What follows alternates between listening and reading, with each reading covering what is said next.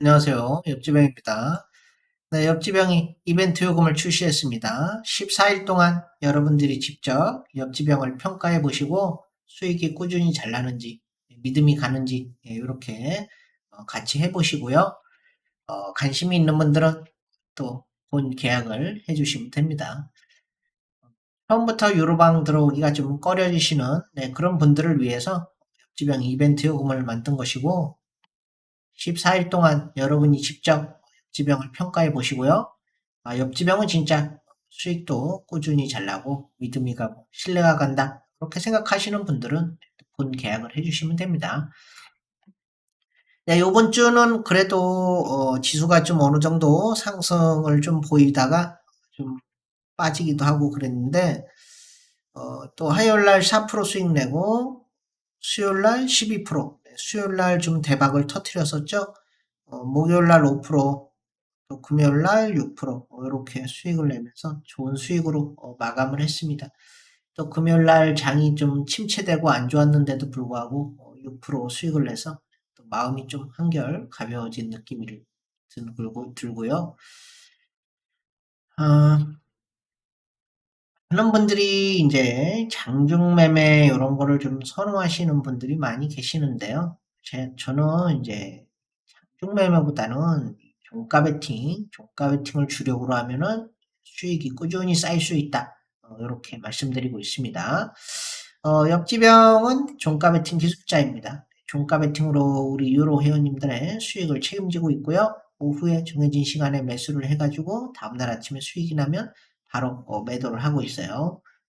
이 종가 베팅은 직장인분들한테 아주 최적화된 그런 매매 방법이다라고 생각하시면 됩니다. 그래서 여러분들이 이제 뭐 각자 선호하시는 그런 유튜버 분들이 있겠죠? 뭐 또 옆지병을 좋아해 주시는 분들도 있을 거라 생각하고요. 유명하신 그런 유튜버 분들이 이제 뭐 또 기법을 공개한다든가 아니면 타점을 공개한다든가 그런 거를 여러분들이 많이 보고 따라 하시잖아요. 그죠? 근데 막상 해보면 어때요? 수익이 잘 안 나죠? 수익 잘 안 나시는 분도 계시고, 그죠? 또,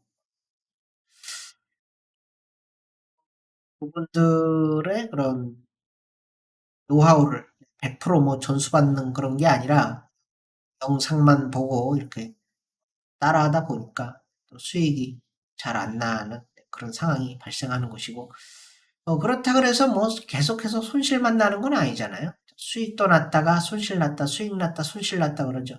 그러면 결국에는 장 끝날 때쯤 되면은 다 손실로 돌아서 있는 경우가 많이 있습니다. 처음에 좀 수익 나고 그랬던 것들을 이제 계속 매매를 하면서 이렇게 다 까먹게 되는 것이죠. 여러분들이 그래서 이 종가 베팅으로 수익이 난 거를 장중 매매에 다 까먹는다 이거예요. 그래서 이 종가 베팅만 꾸준히 하시면은 돈이 차곡차곡 쌓이는데, 그죠? 장중 매매. 여러분들 또 뭐 상따 요것도 뭐 아니면 급등주 따라잡기 상한가 뭐 요런 것들을 많이 하시잖아요. 마음이 점점 조급해지다 보니까 그런 것들을 많이 하게 되는 것이고, 그죠? 그로 인해서 또 여러분들 자금이 계속해서 지금 바닥 나고 있는 상황 아닙니까? 그렇기 때문에 이 장중에 매매한다라는 것이 어떻게 보면은 내가 계속 매매를 할 수 있으니까 좋은 것도 같지만은 굉장히 큰 단점으로 올 수가 있다. 내가 매매를 하면 할수록 손실이 나는, 손실이 날 수 있다는 거예요. 계속해서 매매를 하니까 그만큼 실수도 많이 하고, 그죠? 손실도 커지고, 그런 경우들이 발생하는 것이죠. 이 장중 매매가 잘 안 된다. 그런 분들은 종가 베팅만 주력으로 하시면은 돈이 차곡차곡 쌓입니다. 이 움직이는 걸 수익 내기는 굉장히 힘들어요. 그렇기 때문에 웬만하면은 움직이지 않고 딱 멈춰 있는 그런 거예요. 가장 좋은 종목을 선택을 해서 여러분들한테 드리고 있으니까요. 또 유로방 이제 많이 해보신 분들은 알겠지만은 1년에 700만 원에서 1000만 원 이상 내고 들어가시는 분들 많이 계시죠? 또 그리고 또 VIP다 그래가지고 1년에 1300만 원씩 내고 하시는 분들도 계시고 처음부터 선생님 실력을 알지도 못하는데 처음부터 큰 금액을 내고 들어가서 그죠? 주는 종목마다 다 손실만 나고 수익 나지도 않고 나가려고 그러니까 또 위약금이 엄청나게 세고. 예, 그러니까 여러분들이 심적으로 굉장히 괴로움을 겪고 계시는 분들이 많이 있을 거라고 생각합니다. 그래서 옆지병이 이벤트 요금을 만든 것이고요. 여러분들이 직접 14일 동안 옆지병을 평가해 보시고 그 다음에 여러분들이 또 본 계약을 해주시면 돼요. 진짜 역지병을 해보니까 수익도 꾸준하게 되려고 믿음이 가고 수익 진짜 신뢰가 간다. 이렇게 생각되시는 분들은 또 본 계약 해주시면 되는 거예요. 근데 이제 제가 종목을 준다 해서 100%다 이렇게 상승하는 건 아니지만은 예를 들어서 이런 것들이 있어요. 내가 오늘 종목을 주면은 다음날 아침에 수익이 나는 것도 있고, 또 2, 3일 있다가 수익 나는 것도 있고, 일주일 있다 수익 나는 것도 있어요. 그거는 이제 시간차 공격인데, 세력들이, 시간을 좀 끄는 것들이 있어요. 시간을 좀 끌었다가 이렇게 상승시키는 게 있고, 뭐 2, 3일 끌었다가 상승시키는 경우도 있고, 일주일 끌었다 상승시키는 것도 있고, 또 바로 다음날 상승시키는 경우도 있습니다. 그거는 이제 세력들 의도에 따라서 그렇게 수익이 나는 것이기 때문에 너무 조급한 마음으로 바로 그냥 사면 다음날 바로 상승해야 돼. 예, 그렇게 생각하시면 안 된다. 바로 상승하는 것도 있지만은 시간을 좀 끌었다가 상승시키는 것도 있기 때문에 그거는 이제 뭐 의도치 않았지만은 장이 이제 좀 조정을 받는다든가 네, 그런 현상들로 인해서 다음날 상승할 것들이 막 며칠씩 좀 미뤄지는 경우가 있어요. 그런 경우가 있고 또 장이 전체적으로 하락할 때는 상승해야 될 종목이 빠지는 경우도 있습니다. 그럼 빠지는 경우에는 또 이제 좀 기다리다 보면 지수가 반등할 때 같이 반등을 해요. 좋은 종목은 같이 상승하게 돼 있습니다. 그러면 이제 본전이나 또 약손절로 이렇게 또 빠져나오면 되는 것이고요. 뭐든지 너무 조급한 마음으로 하다 보면은 잘 안 돼요. 잘 안 되고 편안한 마음을 가지시고 옆지병을 믿고 이렇게 천천히 비중 조절만 잘하면서 따라오시면은 한 달 동안 또 꾸준하게 좋은 수익이 날 수 있다. 네, 이렇게 말씀드리겠습니다. 네, 옆지병이랑 함께 해보고 싶다 하시는 분들은 네, 문자를 보내주시면 됩니다. 네, 문자 보내주시는 분들은 최선을 다해서 수익 나게 도와드리도록 하겠습니다. 네, 코스닥 좀 살펴보도록 할게요. 네, 지금 뭐 물론 많이 빠진 상황이에요. 많이 빠졌고 이제 여기서부터는 더 안 빠지잖아. 더 안 빠지고 지금 박스권 흐름을 계속 흘러가고 있었는데 드디어 박스권을 깼죠. 그죠? 이 박스권을 깨고 위아래, 위아래 하면서 다시 박스권을 깨고 올라가는 이런 모습입니다. 그럼 여기서 뭐 했어요? 바로 다이렉트로 여기로 상승할 수도 있지만은 살짝 조정이 올 수 있다라고 말씀드렸잖아요. 그죠? 이렇게 살짝 조정을 주고 이런 식으로 상승할 수 있다고 여러분들한테 미리 다 말씀드렸어요. 그죠? 근데 지금 여기서 요 정도 꺾였는데 여기서 이렇게 바로 상승할 수도 있지만은 살짝 음봉으로 한 번 더 떨어지고 이런 식으로 음봉으로 살짝 떨어지고 이렇게 조정 줬다가 이런 식으로 상승할 가능성이 크다 이렇게 말씀드리는 겁니다. 그러니까 조정이 이틀 오든 3일 오든 너무 놀라지 마시라. 그죠? 어찌 됐든 상승하게 돼 있다. 네, 그렇게 말씀드리겠습니다. 네, 포스코 케미칼 종목 분석을 시작하도록 하겠습니다. 네, 탈탄소 전략으로 지금 이런 포스코 그룹이 지금 신사업 비중이 철강을 넘어섰다고 하네요. 또 뭐 철강으로도 돈 벌고 또 뭐 아니면 2차 전지 소재나 또는 인프라 투자 이런 걸로 지금 중심이 이동을 하는 거 아닌가 네, 이런 생각도 좀 들고요. 부분으로 이것도 지금 보시면은 계속해서 하락을 하고 있어요.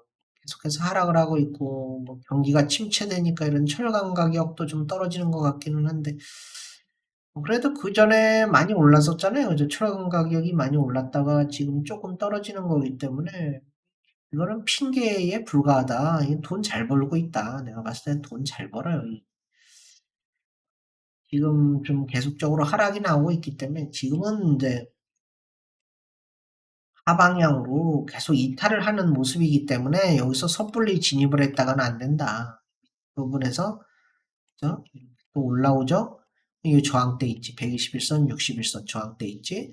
또 여기도 저항이지. 그러면 이런 데를 뚫고 나면은 또 여기도 뚫어야 되고, 그죠? 올라오기가 지금 굉장히 힘들다. 그러면 여기서 올라오다가 지치면 어떻게 되겠어? 그대로 하방향으로 떨어질 수도 있는 부분이다. 라고 보시면 될 것 같고요. 네, 옵티시스, 이는 메타버스 이런 테마하고 지금 보시다시피 한번 크게 올랐잖아요. 여기서 한번 크게 올랐다가 그 다음에 쭉쭉쭉쭉쭉 밑으로 계속 떨어지고 있기 때문에 요거는 121선을 완벽하게 돌파하지 않는 이상 상승하기 힘들다라고 봐야 돼. 자, 여기 요 부분, 이제 이런 부분들을 확실하게 뚫고 나가줘야겠죠? 그러면 또 여기가 있지. 18,000원에 또 있지. 그럼 여기도 또 뚫어줘야지. 그죠? 이런 식으로 뚫고 나가야 되는데 요거를 뚫고 나가지 못한다면은 결국에는 상승하는 척만 했다가 밑으로 하방향으로 꺾이면서 떨어질 수가 있다. 이렇게 보시면 될 것 같고. 네, 넥슨 게임 블루 아카이브 일본 애플 앱스토어 매출 2 등극했다고 합니다. 물론 이 게임주들이 지금 많이 하락한 상태에서 또 너무 많이 하락했다 싶었는지 다시 또 상승을 하기 시작하는데 게임주는 잘못이 없어요. 뭔 잘못이 있어. 중국에서 각종 규제를 하겠다라고 또 뭐 그러니까 또 그 충격으로 좀 많이 하락하고 그죠. 지금 또 우리나라에서 또 P2E 게임 이런 거를 좀 허용해 준다 그러면은 아무래도 좀 상승세가 가파르게 또 이어질 수도 있고 이런 것들은 이제 좀 시간이 좀 흐르면서 중국에서도 규제도 좀 풀어주고, 네, 그런 것들이 좀 있어야 되겠죠. 한국도 P2E 게임 허용도 해주고, 그러면 주가가 다시 되살아날 가능성이 있다. 뭐 특별한 문제가 있어서 빠진 것보다는 전체적으로 게임주들이 다 빠졌어요. 다 빠진 상황에서 이제 경제가 조금씩 살아나면서 다시 이제 조금씩 반등을 좀 하는 이런 모습인데, 일단은 뭐 게임주가 그렇게 문제가 있어서 빠진 거라고 보기 어렵고 오늘 또 경기가 침체되고 이러다 보니까 오늘 좀 주가가 빠졌다가 다시 좀 상승을 하는 모습인데 요거는 이제 뭐 경제가 좀 정상으로 돌아가면 원상태로 좀 복구가 되지 않겠나 그런 생각이 들고요. 네, GS건설 이 건설 쪽 같은 경우에는 지금 뭐 우리 그 정부에서 250만 원 그다음 플러스 알파 뭐 요렇게 짓겠다라고 지금 뭐 하고 있는데 그게 당장 뭐 지금 짓는다 그래서 뭐 당장 되는 것도 아니잖아요. 그죠? 시간이 많이 걸리겠지만은 그런 호재 뉴스들 굉장히 중요하고 또 우크라이나 재건 이런 건설 쪽 종목들이 앞으로 수혜를 볼 가능성이 크죠. 그렇기 때문에 지금 이렇게 하락을 하고 있지만은 얘는 그래도 좀 가파르죠. 하락이 가파르다. 굉장히 가파르고 요렇게 하락이 가파른 애들은 될 수 있으면은 좀 건드리지 않는 게 좋겠다. 그죠? 아무래도 근데 건설 쪽은 이제 앞으로 좀 저는 좋게 보고 있어요. 좋게 보이는데 얘는 너무 하락이 강하니까 요런 거는 이제 반등을 하더라도 또 크게 반등을 못 할 수가 있어요. 이런 저항대들에 올라갔다가 두드려 맞으면 또 이렇게 빠지는 거고 LNF 네, LNF 종목 보면 뭐 계속해서 꾸준히 상승을 하네요. 상승했다가 여기서 좀 주춤하는 모습이 나오고 있는데 그죠? 121선 빠졌잖아요. 121선 빠졌다가 다시 또 반등하고 이건 주봉으로 봐야 돼. 주봉으로 보니까 또 이렇게 올라갔다가 여기서 또 살짝 빠지는 이런 모습이 나죠. 여기서는 빠졌을 때 빨리 위로 치켜 올라갔죠. 근데 시간이 좀 하나, 3일, 4, 5, 6, 7, 8, 9, 10일 만에 이렇게 뛰쳐 올라갔어요. 여기서도 그러면은 한 10일 안에 빠른 속도로 위로 뛰쳐 올라가지 못한다면은 이 종목은 상승하기 힘들다. 네, 그렇게 보시면 될 것 같고요.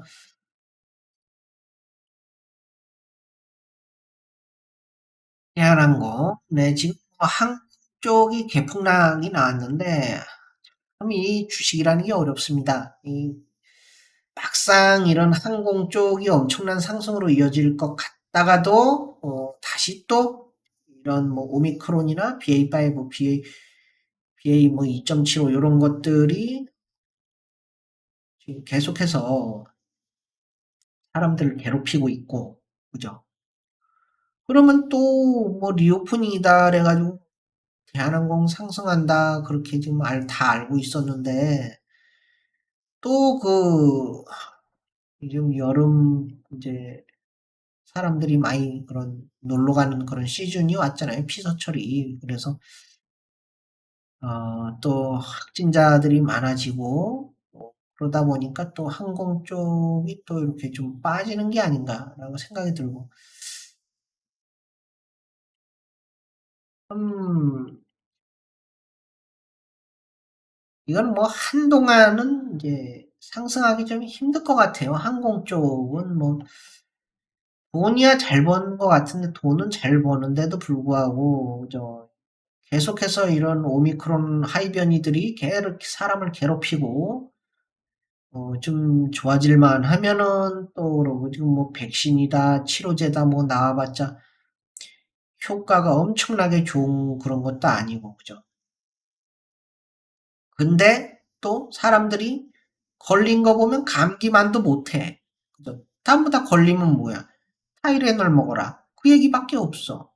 그죠? 감기약 먹으면 낫는 그런 거란 말이에요. 그렇기 때문에, 이건 뭐, 사람들이 그렇다 그래서 이거를 심각하게 바라만 보고 있으니까, 그죠? 봤을 때는 지금은 그렇게 심각한 게 아닌 것 같은데도 사람들은 이 오미크론 요런 거에 되게 심각하게 받아들인단 말이에요. 그냥 지금 봤을 때 감기만도 못한 것 같은데 그렇게 사람들이 심각하게 받아들이고 그러면은 어, 이런 항공 쪽이 계속해서 상승을 하기가 힘들죠. 예, 그렇게 볼 수밖에 없어요. 시젠. 이 시젠도 제가 말씀드렸는데 어느 정도 올라가면은 더 이상 상승하기 힘들 거라 그랬어요. 왜 더 이상 상승하기 힘드냐? 지금 예전에 그런 진단키트 처음 나왔을 때랑 지금이랑 틀리단 말이에요. 지금은 이제 다시 이제 사람들이 좀 많이 이제 확진자가 많이 나오면서 그런 현상들이 벌어지고 있지만 지금은 진단키트 이게 아니어도 굳이 그냥 뭐 타이레놀 먹고 그러면 다 낫는 병 때문에 중증 환자들이 문제죠. 지금 뭐 10대부터 그죠? 10대부터 40대까지는 아무 이상이 없다. 그죠? 뭐 걸려봤자 그냥 감기만도 못하다. 그렇게 나오고 있기 때문에 전부 다 중증 환자로 안 가죠. 대부분 안 가기 때문에 이제는 이런 진단 키트가 뭐 어느 정도 지금 반등을 했지만은 더 상승하기 힘들 수도 있다. 그죠? 만약에 뭐 상승을 한다면은 또 뭐 확진자가 엄청나게 늘어났다. 그런 뉴스로 인해서 상승을 하겠죠. 하지만 그 상승도 그렇게 크게는 가지 못할 것이다. 뭐 예전만 못할 것이다. 라고 생각이 들어요. 사람들이 확진자는 많아져도 중증 환자가 나오질 않으면은 이거는 크게 상승하기 힘들죠. 왜 중증 환자들이 많이 나와야지 이런 종목들이 그런 걸 가지고 에너지를 삼아서 상승하잖아. 그죠? 근데 그게 힘들 수가 있다라고 생각되고, 덱스터, 음, 이거 뭐 이런 넷플릭스나 이런 데서 또 좋은, 재미난 그런 영화들이 막 좀 쏟아져야겠죠, 아무래도. 막 쏟아져서, 또 서로 막 재밌다, 이거 보러 가자, 뭐 이런 얘기들이 나오면은, 그죠? 좀 인기를 끌면서 또 이런 콘텐츠 업체들이 막 상승을 할 거 아닙니까, 그죠? 또 뭐 외계인 요거 재밌다 그러면 또 사람들 우르르 몰려가서 너도 나도 입소문 퍼지고 그러면 막 주가가 상승하고 저 요런 걸 이제 뭐 우영우 요런 것도 좀